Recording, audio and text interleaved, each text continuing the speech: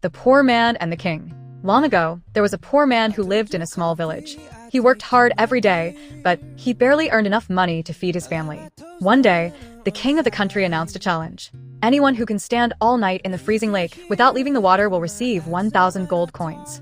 The poor man thought, "This reward can change my family's life." So he accepted the challenge. That night, he stood in the icy water from sunset until sunrise. The cold was unbearable, but he kept thinking about his family and did not give up. The next morning, the king's guards asked him, "How did you survive such a cold night?" The poor man replied, "I kept looking at the lamp burning in the king's palace far away. It gave me hope." When the king heard this, he said, "Then you were warmed by the lamp's light. You have broken the rule.